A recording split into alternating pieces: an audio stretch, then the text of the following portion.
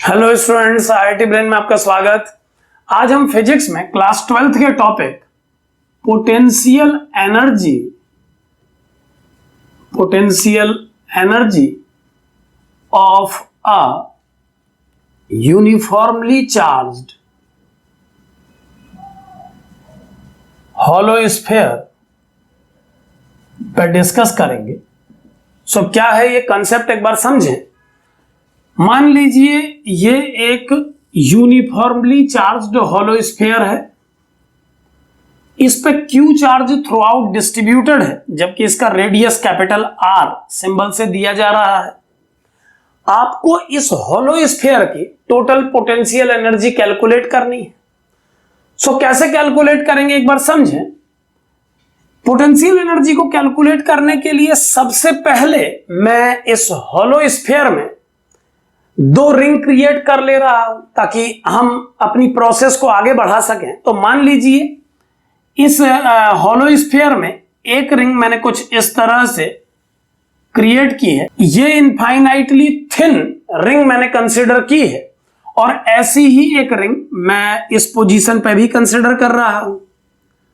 अब सबसे पहले हम कैलकुलेट करेंगे इन दोनों रिंग्स के बीच की पोटेंशियल एनर्जी, यानी इन दोनों रिंग से जो सिस्टम बना है उस सिस्टम की पोटेंशियल एनर्जी को हम सबसे पहले कैलकुलेट करेंगे। यहां पर आप ध्यान रखें, यह बात मैं एक बार शुरू में ही बता देता हूं कि किसी भी पेयर के लिए, यानी जो पेयर आपके सामने बना है या और जो मैं बनाने वाला हूं, किसी भी पेयर के लिए पोटेंशियल एनर्जी की जो वैल्यू लिखी जा रही है वो ये मानते हुए लिखी जा रही है कि जब ये दोनों रिंग एक दूसरे से इनफाइनाइटली लार्ज डिस्टेंस पर थी तो उस समय इस सिस्टम की पोटेंशियल एनर्जी 0 थी।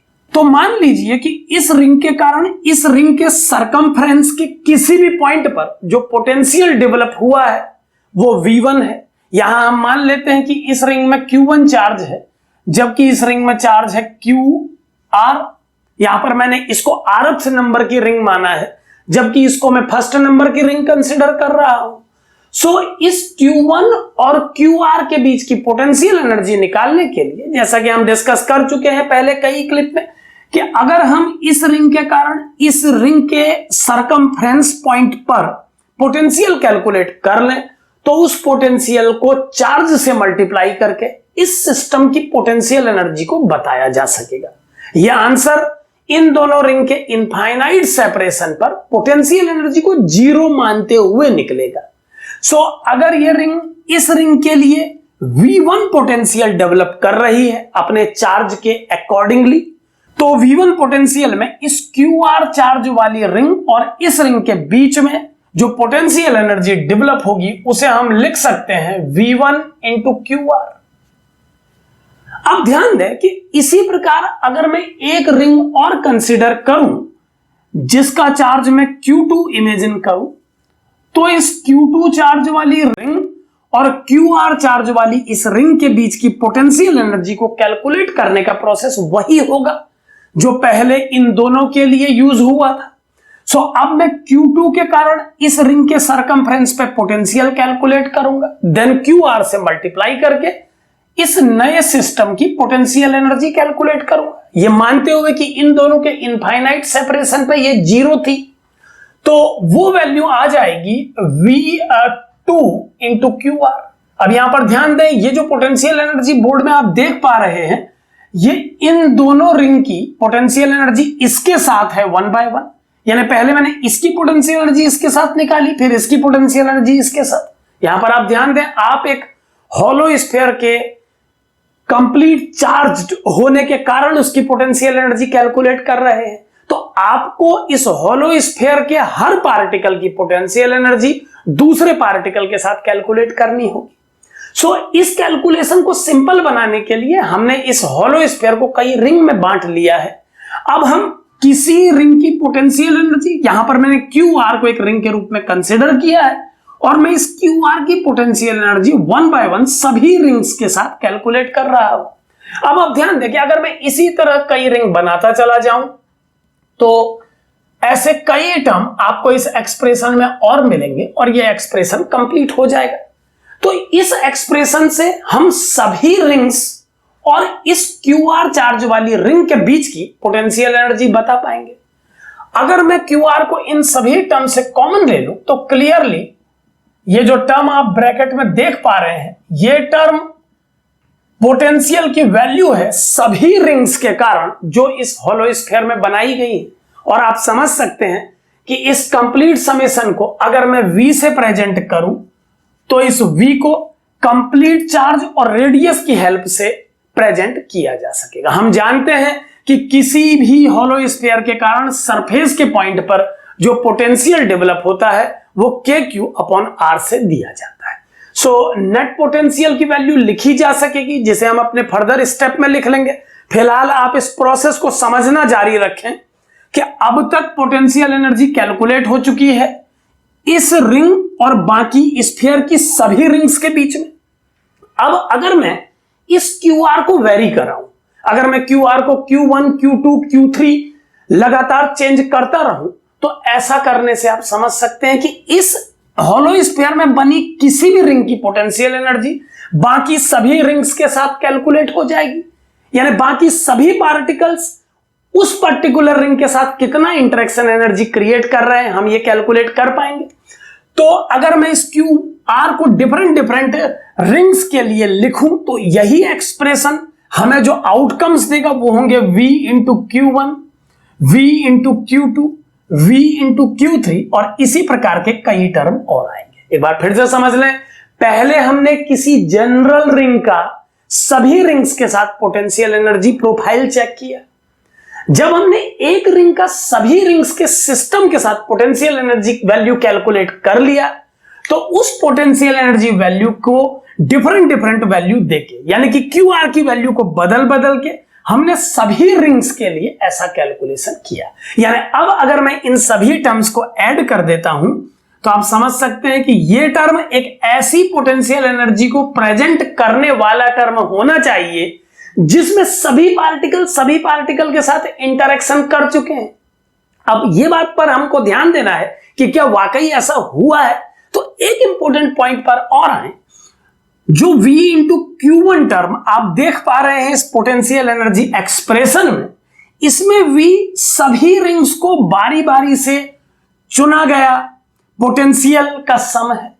इस V में सभी रिंग्स का पोटेंशियल इंक्लूड है और आपने Q1 से मल्टीप्लाई करके सभी रिंग्स का इंटरेक्शन करा दिया है Q1 रिंग के साथ। और इसी प्रकार आपने इस टर्म में Q2 रिंग को इस होलो स्फीयर के सभी बनाए हुए रिंग से इंटरेक्ट करा दिया है। आपने इंटरेक्शन एनर्जी को कंप्लीट लिखने की कोशिश की, लेकिन एक बारीक बात और समझे इसके बीच में कि जब आपने V इंटू Q1 टर्म को लिखा तो आप ध्यान दें, चूंकि V में सभी रिंग्स का पोटेंशियल शामिल है तो यानी कि इस V में Q2 का कंट्रीब्यूशन भी शामिल रहा होगा। तो ध्यान दें कि इसमें एक वो टर्म भी शामिल है जिसमें Q2 ने पोटेंशियल डेवलप किया है और Q1 को मल्टीप्लाई किया है आपने उसमें, यानी ये Q2 Q1 के बीच की पोटेंशियल एनर्जी को भी अपने में इंक्लूड कर रहा है। इसी प्रकार अगर आप इस टर्म पे आए तो इस टर्म में सभी लेयर्स के पोटेंशियल को आपने Q2 से मल्टीप्लाई किया है, यानी Q2 का बाकी सभी रिंग्स के साथ इंटरेक्शन इसमें शामिल है। तो ध्यान से देखने पर पता लग रहा है कि इस एक्सप्रेशन में Q2 और Q1 की इंटरेक्शन एनर्जी शामिल हो चुकी है और वही एनर्जी दूसरी बार इस टर्म में फिर से आ गई है। ऐसे ही आप इस पेयर में देखें तो Q2 और Q3 का इंटरेक्शन इसमें शामिल है और वही Q2 Q3 का इंटरेक्शन इस टर्म में एक बार फिर आ गया है। यानी मैं समझाने की कोशिश कर रहा हूं कि जब आपने ये एक्सप्रेशन कंप्लीट लिखा तो इस एक्सप्रेशन में सारी पोटेंशियल एनर्जी दो बार आ गई है। जैसे इस टर्म में Q1 Q2 का इंटरेक्शन शामिल है और इसमें भी शामिल है। ये आप समझ सकते हैं कि V आपने सभी रिंग्स के कारण पोटेंशियल को लिखा है तो डेफिनेटली इसमें Q2 का कंट्रीब्यूशन भी है, तो ये Q2 Q1 के बीच की पोटेंशियल एनर्जी को भी रख रहा है अपने में और वही टर्म ये भी रख रहा है। ठीक इसी प्रकार इस टर्म में Q2 Q3 की पोटेंशियल एनर्जी शामिल है और इसमें भी Q2 Q3 की पोटेंशियल एनर्जी शामिल है। तो आप देख पा रहे हैं कि जब हमने इस एक्सप्रेशन को लिखा तो हर टर्म दो बार इंक्लूड हो गया है। सो रेक्टिफाई करने के लिए मैं इसमें 1/2 मल्टीप्लिकेटिव फैक्टर इंक्लूड कर रहा हूं। इस फैक्टर को क्यों इंक्लूड करना पड़ा है आप बेहतर समझ चुके होंगे। मैं जानता हूं आप मैथ्स के स्टूडेंट हैं, आप इस बात को तेजी से समझ पाते हैं कि ये हाफ को इस केस में मल्टीप्लाई क्यों किया गया है। आप ये जानते हैं मैथमेटिक्स में कि जब आप परम्यूटेशन कॉम्बिनेशन में कॉम्बिनेशंस बनाते हैं तो कॉम्बिनेशन के केस में ए बी कहना और बी ए कहना एक ही बात होती है। सो वही यहां पर भी हो रहा है। इस टर्म में Q2 और Q1 का इंटरेक्शन शामिल है, इसमें Q1 Q2 का इंटरेक्शन शामिल है, लेकिन हम जानते हैं पोटेंशियल एनर्जी के टर्म्स में ये दोनों बातें एक ही हैं। सो चूंकि हर टर्म दो बार शामिल हो गया है तो मैं एक हाफ मल्टीप्लिकेटिव फैक्टर इंक्लूड कर रहा हूं।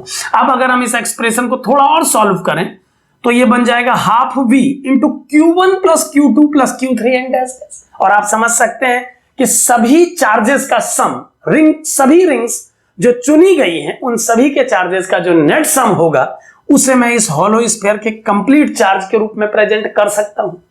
v का वैल्यू आप पहले से ही जानते थे। हम जानते हैं कि एक हॉलो स्फीयर के कारण सरफेस के किसी पॉइंट पर जो पोटेंशियल डेवलप होता है वो 1/4 pi epsilon naught Q by R से दिया जाता है।